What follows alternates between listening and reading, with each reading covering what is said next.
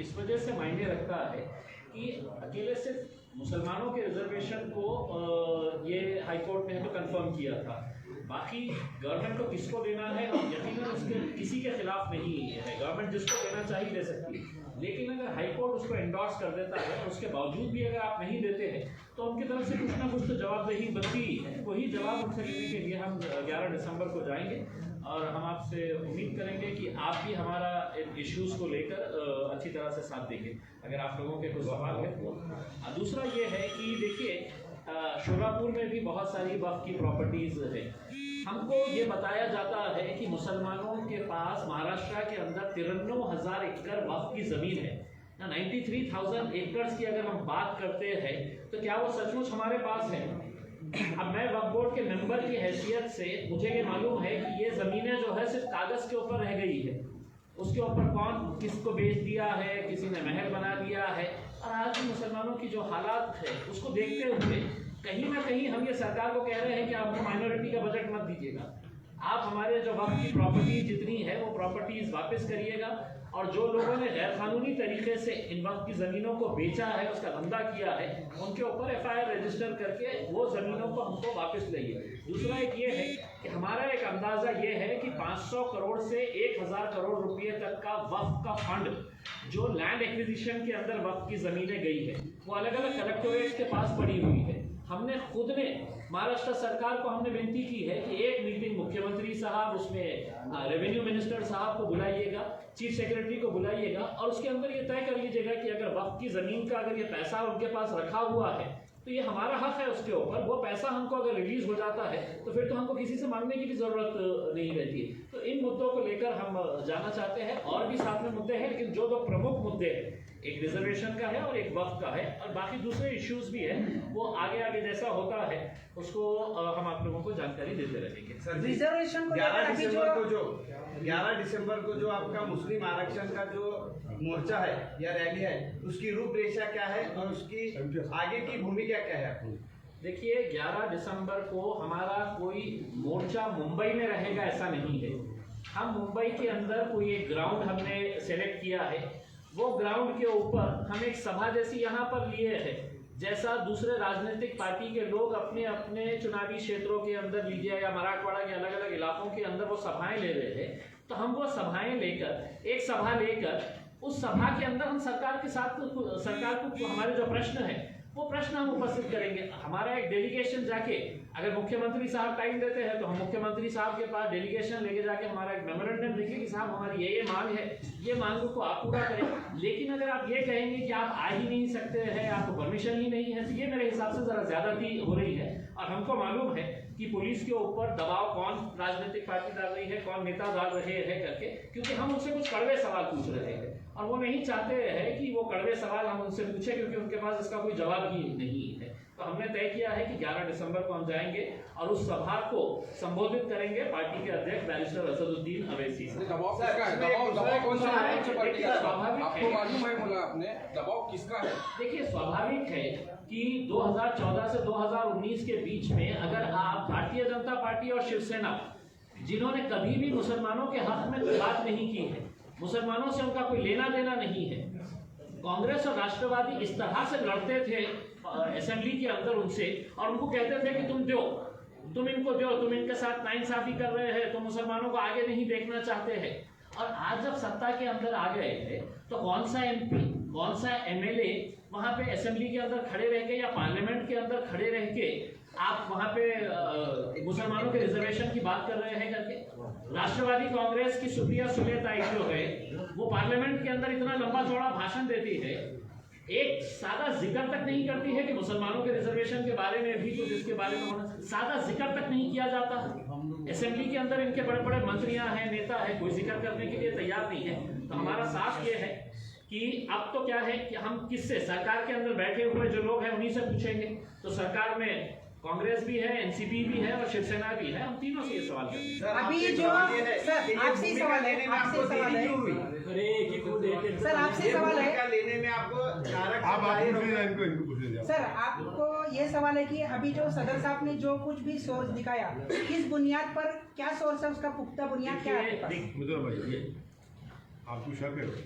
शक नहीं है, हमारा काम है कि वो किस बुनियाद पर आपने कहा है। है तो कॉपी दे दो। सर इससे जुड़ा एक सवाल था। मैं कहीं नहीं जा रहा हूँ, मैं नहीं बैठा हूँ। वो जो डेटा है वो महमूद रहमान कमेटी का भी डेटा है, उसमें सेंसस का भी डेटा है, NSSO का भी डेटा है। वो ऑथेंटिक डेटा है। बल्कि अगर कोई इसको सच नहीं मानता तो मैं उसको चैलेंज कर रहा हूँ कि उसको मैं जो कुछ बोला उसको झूठ साबित करूँ। जैसा हम उसे सच्चर कमेटी हो, महमूद रहमान कमेटी हो या फिर सेंसस, इसके बाद भी डेटा के लिए अलग से कमेटी नहीं बनाई गई, डेटा आया ही नहीं, अपडेटेड डेटा जो है वो आया नहीं। नहीं, ये जो है महमूद रहमान कमेटी का भी डेटा उसमें है और अपडेटेड डेटा दोनों में। सर ये डेटा को लेकर जो यहाँ हादसा ने क्या हुआ, बोल जो अमरावती वहाँ पे अकोला हुआ, तो ये चुनाव जो अभी सर्व है वो चुनाव के सामने ही हादसे होना, तो इसके लिए क्या राजनीति हो सकती है? देखिए, जो कोई भी इस तरह के मंसूबे बनाए जिसके लिए वो षड्यंत्र किए, उनको सरकार का काम है कि उनको एक्सपोज करें। और मैं जो पुलिस से कहूँगा कि उनको एक्सपोज करें, और जिस किसी ने भी वायलेंस किया है वो कंडेमनेबल है। और तीसरी बात यह है कि क्या पुलिस को यहाँ के इंटेलिजेंस को नहीं मालूम था कि इस तरह की साजिश की जा रही है? ये हाईली कंडेमनेबल है वायलेंस। सर इस तरह से 16 डिटेल डाटा सर जब कहा कि मराठाओं का इतना बेनिफिट है ये, तो आपका कहना क्या है, मराठाओं को आरक्षण देना या नहीं देना? मैं ये बताना चाह रहा हूँ कि बीजेपी, सेना, कांग्रेस और राष्ट्रवादी कांग्रेस मराठा रिजर्वेशन के लिए जमीन और आसमान को एक कर रही है, नंबर 1। दूसरा पॉइंट ये है कि ये डेटा जो मैंने आपके सामने रखा, उसमें ये बात निकल कर आ रही है कि मराठाओं से कम पोजीशन एजुकेशन में, ड्रॉप आउट में, इक्विटी में, एग्रीकल्चर लैंड में, पक्का हाउसेस में, कच्चा घरों में, इन सब IAS ऑफिसर, IPS ऑफिसर में सबसे मुसलमानों कम है। तो आप जिसका कम है उनसे इंसाफ करना चाहिए ना। आप करना चाह रहे मराठाओं करो, हमको इतराज नहीं है, मगर हमारा बैकवर्डनेस का डेटा पूरे मुस्लिम्स का नहीं, जिसमें जो 55-50 कास्ट है उनका तो डेटा है जो बैकवर्डनेस का है। और जिसको बॉम्बे हाई कोर्ट ने कहा कि हाँ ये डेटा की बुनियाद पर मुसलमान जो है सोशली एजुकेशनली बैकवर्ड है और उनको एजुकेशन में रिजर्वेशन मिल सकता है। मैं यही बताना चाह रहा हूँ कि सरकार जो है, जो कमज़ोर है, जो हर एतबार से पीछे है, आप उनको भी तो इंसाफ करो, उनको तो रिजर्वेशन दो आप। और रिजर्वेशन करने का आसान तरीका है, आप असेंबली में बिल लाइए, दे दीजिए आप, कौन रोक रहा आपको? जबकि हाई कोर्ट का ऑर्डर भी है ना। नहीं सर, सवाल ये है कि जो आपने जो डेटा निकाला हुआ है, क्या वो डेटा को एक्सेप्ट करेंगे? नहीं, यही तो हम बोल रहे हैं। तो वही ना, अगर वो एक्सेप्ट ही नहीं करते कि ये जो डेटा आपने निकाला है। एक सुनिए, ये आपके मेरे घर में बैठ के नहीं बनाए हम लोग, समझे ना। ये गवर्नमेंट का डेटा है, ये गवर्नमेंट का डेटा है। ये तो कोई वो एनेक्डोटल एविडेंस नहीं है, ये एम्पिरिकल एविडेंस है। ये कोई ऐसा नहीं बनाए कि भाई मैं जाके ये सर्वे कर ले, नहीं, ये तो गवर्नमेंट का डेटा है, गवर्नमेंट के डिपार्टमेंट से लिया हुआ डेटा है। और एक बात सुनिए जो मैं नहीं बोल सका, महाराष्ट्र की जेलों में कितने मुसलमान है मालूम? अंडर ट्रायल बोलो, बोलिए इन लोगों को। 11% मुसलमान हो गए, 32% मुस्लिम अंडर ट्रायल है महाराष्ट्र के जेल में। और ये 2015 का डेटा है, और महाराष्ट्र की सरकार 2015 के बाद ये डेटा देती ही नहीं है। 2015 का डेटा है, 32% Muslims are under trial in Maharashtra jail. क्या है भैया? हर चीज में आप हम पीछे इंसाफ करो ना।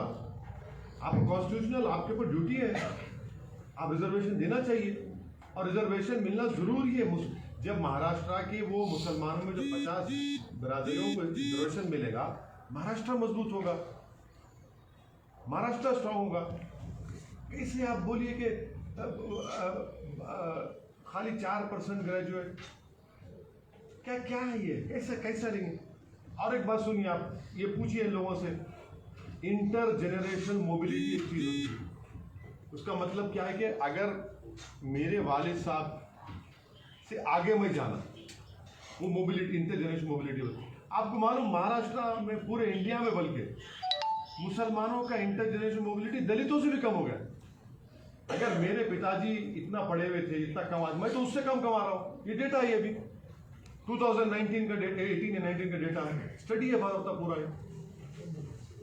भाई कौन से चीज आपके सामने रखेंगे, आप उसको देखना ही नहीं चाह रहे। सर आने वाले चुनाव में आप फिर से अम्बेडकर साहब के साथ हाथ में हाथ मिलाएंगे उसके बारे में? अब अभी तक तो नहीं हुआ है, गैब का हाल अल्लाह जानता, मेरे को नहीं मालूम क्या होगा आगे। सर सोलापुर के 6 कॉर्पोरेटर एनसीपी के मंच पर दिखाई दे, हाँ। लेकिन अब तक उन पर कुछ भी कार्रवाई नहीं हुई अधिकृत तौर पर, तो आप क्या बताएंगे सर? अब अगर कोई अपना घर छोड़ के भाग गया तो मैं क्या करूं? मैं क्या करूं? छोटे बच्चे तो नहीं है ना उन्होंने, अडल्ट है। सुनिए अडल्ट है, 18 साल की उम्र के, वो बड़े हो गए, चले गए, उन्हें क्या करते जान दो। सर मुस्लिम आरक्षण को लेकर जो आपकी भूमिका है, मुस्लिम आरक्षण के मुद्दे को लेकर जो आपकी भूमिका है, इसमें कहीं ना कहीं इतनी देरी क्यों हो गई? देरी, आपको देरी क्यों नजर आ रही है? आप बोलते जब ये सवाल मेरे हिसाब से अगर आप उनसे पूछ लें कि इतनी देर क्यों लगा रहे हैं देने में। आपको मालूम होगा कि महाराष्ट्र के अंदर मुसलमानों के रिजर्वेशन के ताल्लुक से कई जगह के ऊपर है तो ये मोर्चे भी निकाले गए। असेंबली के अंदर हमने भी आवाज़ उठाई। हमारे एमएलए जो आज 2 एमएलए हैं हमारे इंडिया के, मालेगांव के, दोनों ने असेंबली के अंदर पुरजोर तरीके से मुतालबा किया कि मुसलमानों को रिजर्वेशन देना चाहिए करके। मैं खुद एमएलए था, आप यूट्यूब के ऊपर जाइए और सुनिएगा कि कितनी मरतबा हमने उठाए हैं करके। पार्लियामेंट के अंदर असदुद्दीन अवैसी साहब ने इसके ऊपर पूरे सिर्फ महाराष्ट्र के मुसलमानों के ताल्लुक से ये उठाए हैं करके। हम भी इंतज़ार कर रहे थे कि आप तो इतना लड़ रहे थे। मैं तो गवाह हूँ इस बात का कि वो जब लड़ते थे, देवेंद्र फडणवीस से मांगते थे और शिवसेना से मांगते थे, तो मुझे ऐसा लगता था कितने हमदर्द है कौम के, ये सत्ता में आते ही सबसे पहला काम करेंगे कि मुसलमानों को रिजर्वेशन देंगे। अब 2 साल हो गए हैं, हमारी भी इंतहा की जो इंतज़ार का जो हमारा ये था लिमिट, वो ख़त्म हो चुकी है। तो अब हम आए हैं और ये टाइम आप बोलेंगे कि अब आप तो इलेक्शन के टाइम के ऊपर आए हैं। बिल्कुल सही आप सवाल करेंगे उसमें, क्योंकि ये दोबारा आपके पास आने वाले हैं, दोबारा आवाम के बीच में जाने वाले हैं।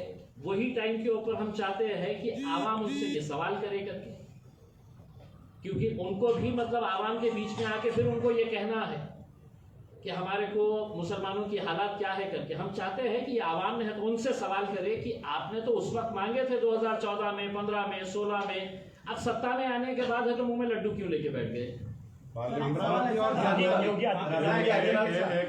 पार्लियामेंट में जब लास्ट पार्लियामेंट सेशन में कॉन्स्टिट्यूशनल अमेंडमेंट बिल लाया गया था, उस वक्त मैं बोला ना, मैं खुद बोला, बोला क्या मुस्लिम आरक्षण का नहीं बोलेंगे? शिवसेना एनसीपी के एमपी को बोला तुम भूल गए।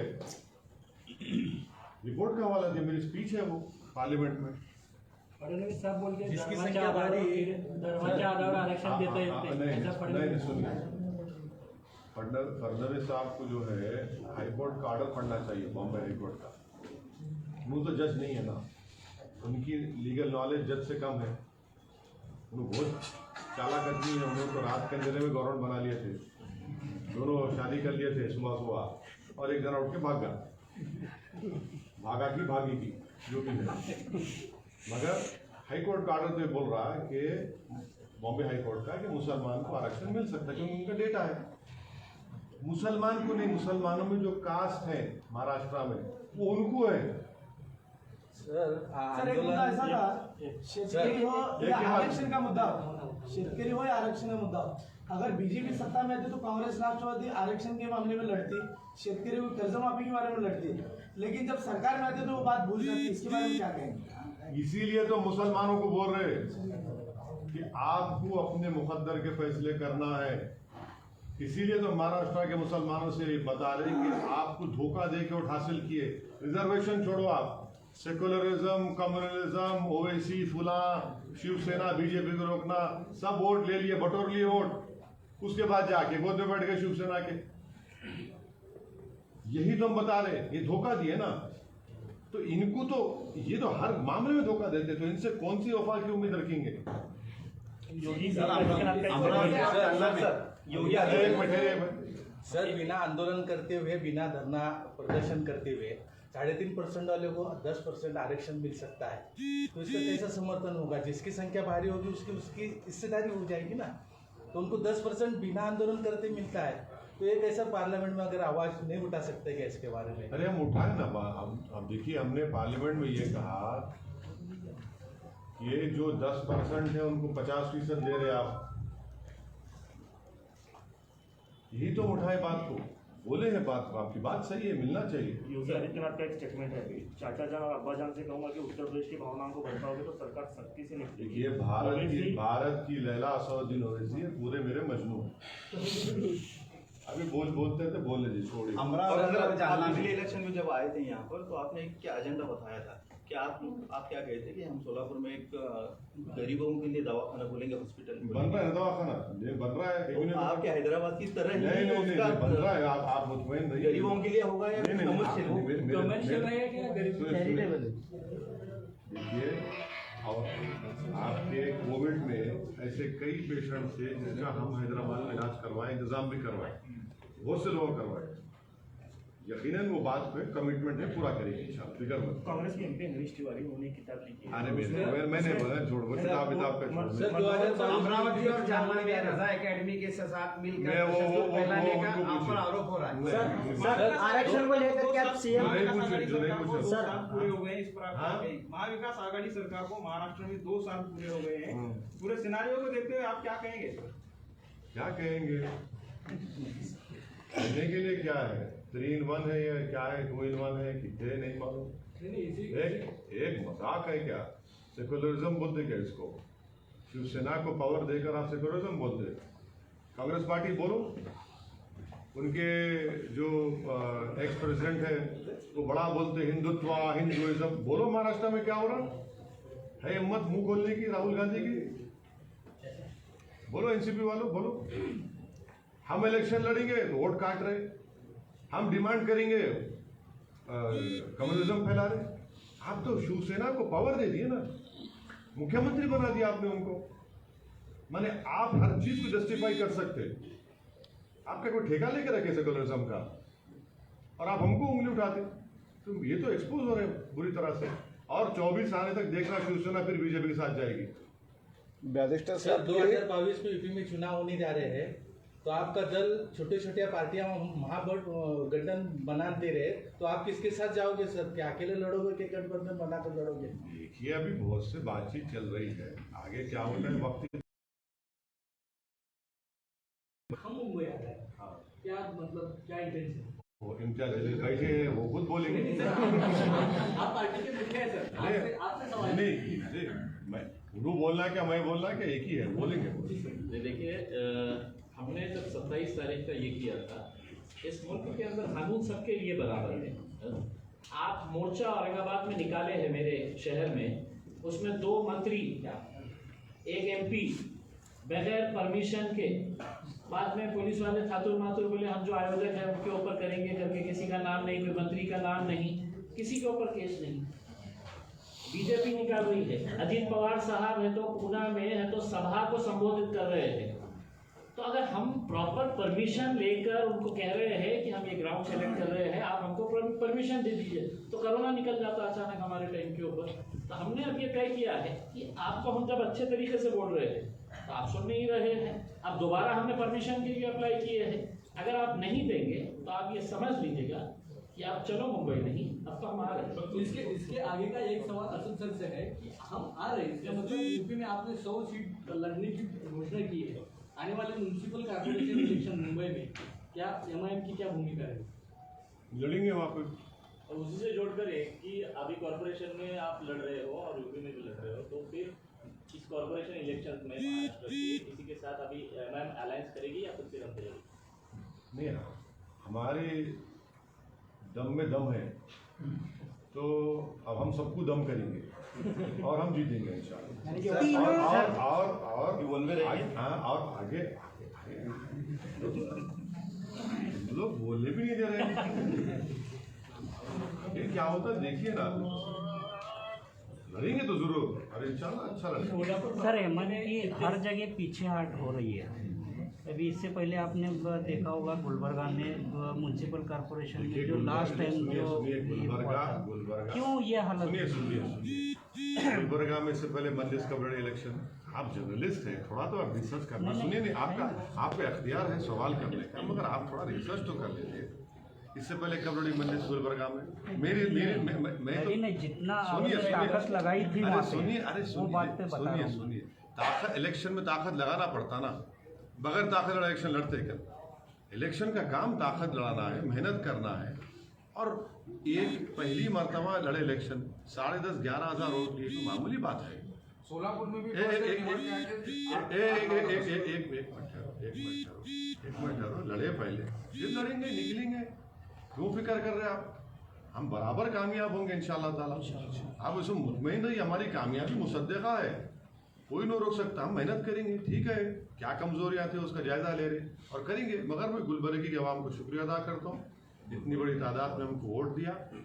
आप कोविड के दौरान में ना कोई जलसा ना कोई कैंपेन, कैसा कह रहे हो? ताकत कैसा लगा दे? कोई मतलब 4 दिन 4 लोग लेके जाओ, खत्म करो, इंशाल्लाह करेंगे मेहनत। तीनों कृषि कानून असद साहब, तीनों कृषि कानून को लेकर जिस तरह से दूसरे पक्ष वालों ने किसानों को समर्थन दिया था, एमआईएम महाराष्ट्र से हो, औरंगाबाद से हो या आपके चुनाव क्षेत्र हैदराबाद से हो, कहीं पे दिखाई नहीं दी। पंजाब में या हरियाणा में दिल्ली बॉर्डर पे एमआईएम किसानों को लेकर जो समर्थन देना होगा। कांग्रेस के लोग दिखे तुमको, राष्ट्रवादी दिखे, वहाँ पे शिवसेना वाले दिखे, हर जगह दूल्हे भाई दिखना क्या है? ये क्या बात है? एक मिनट ठहरो, वो किसानों का आंदोलन था, हम क्रेडिट दिए, किसानों का आंदोलन है, कोई पॉलिटिकल हम नहीं दिखे। अरे हम ही दिखेगा तुमको दिखना हमें है? अरे पार्लियामेंट में मैं बोला, ये बोले, सब समर्थन किए। हम तो बोले वो कानून अनकॉन्स्टिट्यूशनल है। सरकार को स्टेट लिस्ट के सब्जेक्ट एग्रीकल्चर स्टेट लिस्ट में उनको रजिस्टर करने का इख्तियार ही नहीं है। अभी प्रधानमंत्री के पीछे लेने पर आप क्या कहेंगे? यूपी में अभी किसकी सरकार बनेगी? यूपी में किसकी सरकार बनेगी अभी? ये तो यूपी की जनता तय करेगी, तो जनता वोट डालेगी ना। हमारी कोशिश ये है कि दोबारा बीजेपी और योगी की सरकार ना बने। ये हमारा इस प्रकार। अरे अभी बंद कर देना, क्या बोलो? हमारी पहली कोशिश ये है। दूसरा, हम पूरी कोशिश कर रहे हैं कि हमारे कैंडिडेट की कामयाबी हो। खुलेगा इंशाल्लाह, पूरी उम्मीद। सर सुशील कुमार शिंदे साहब, गुलबर्गा का इलेक्शन हुआ, आने वाले 2022 में सोलापुर में भी इलेक्शन है। कांग्रेस राष्ट्रवादी लोगों ने जैसे नांदेड़ से गुलबर्गा से सफाई करे, वैसे हेमंत से सोलापुर की सफाई करे, उसके वास्ते क्या मास्टर प्लान है? बिहार का भी इंशाल्लाह बताएंगे इसका सफर। सर सुशील कुमार शिंदे साहब ने बताया, बहुत एक सवाल गुरूर है, इतना अहंकार है, वो कमेटी से हम कैसे हार गए? सर सुशील कुमार शिंदे साहब कमेटी से कैसे हार गए? 15 साल हुकूमत करके तीसरे नंबर पे आ गए। 15 इयर्स आप तीसरे नंबर की पार्टी है। गर्दन इतनी मोटी हो गई तो झुकने देखने इच्छे, तो वैसा ही हाल है उन लोगों। सर सुशील कुमार शिंदे साहब ने बताया लोकसभा में हार आपके वजह से हुई है। इस प्रकार से कृषि कानूनों को लेकर एक बड़ा चेहरा राकेश टिकैत साहब ने लेकर जो उसकी अगुवाई की और उनके नेतृत्व में वो पूरा जीत उन्होंने हासिल की। क्या मुसलमानों का CAA को लेकर असद ओवैसी बड़ा चेहरा बनकर एक नया प्रोटेस्ट उजागर करेंगे? देखिए, मैं चेहरा ना था, ना हूँ, ना कभी रहूंगा। सबसे ज्यादा सुनो सबसे ज्यादा विरोध CAA का विरोध। हाँ, बिल्कुल ये विरोध करना मेरा कॉन्स्टिट्यूशनल राइट है, मैं करता रहूँगा। चेहरा भारत की जनता है जो ऐसे काले कानून को कबूल नहीं की, वही सबसे बड़ा चेहरा है। वही उनकी जो तकलीफ है, उनकी जो एंगर है, वही सबसे बड़ी चीज़ है। असदुद्दीन ओवैसी का भी चेहरा नहीं था, ना रहेगा। ये जो अनकॉन्स्टिट्यूशनल कानून बनाए जा रहे हैं अपने 300 वोट मेजॉरिटी के ऊपर, ये ब्लैक राइट टू इक्वालिटी के खिलाफ है। तो एमआईएम पार्टी का क्या इसकी हम बराबर उसके खिलाफ थे, है और रहेंगे। और हमने सुप्रीम कोर्ट में भी केस डाला है, जब कभी सुप्रीम कोर्ट उसका हियर करेगा करेंगे।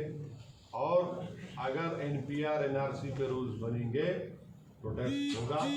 और जिस तरह ये 3 फार्म लॉस को नरेंद्र मोदी की गवर्नमेंट वापस ली है, हम डिमांड करते हैं कि उसी तरह इस कानून को वापस लो आप।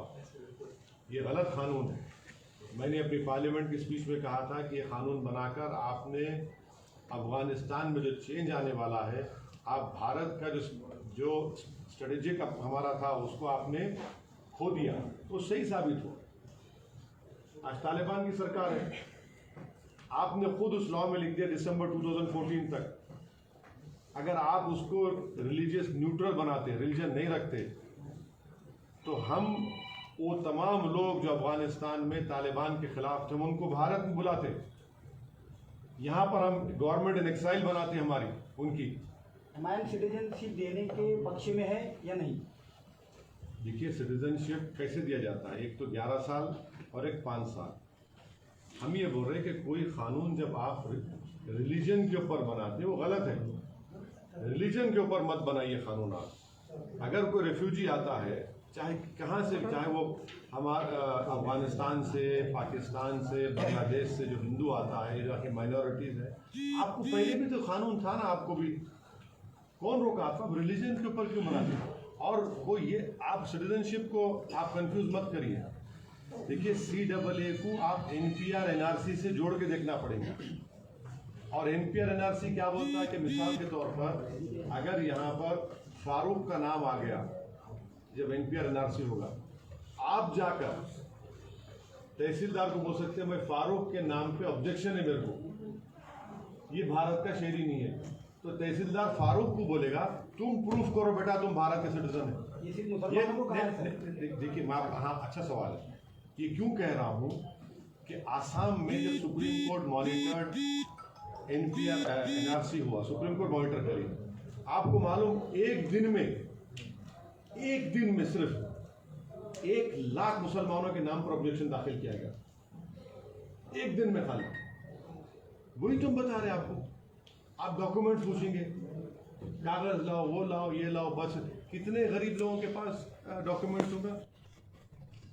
आज ही देखिए, आज पेपर में पढ़ा मैं, सुप्रीम कोर्ट को गवर्नमेंट को कहना पड़ा कि बॉम्बे IIT में एक दलित बच्चे का एडमिशन, माने उसको JEE में क्वालिफाई हुआ, किसी टेक्निकल वजूहत की बिना पर वो उसको पूरा नहीं कर सका।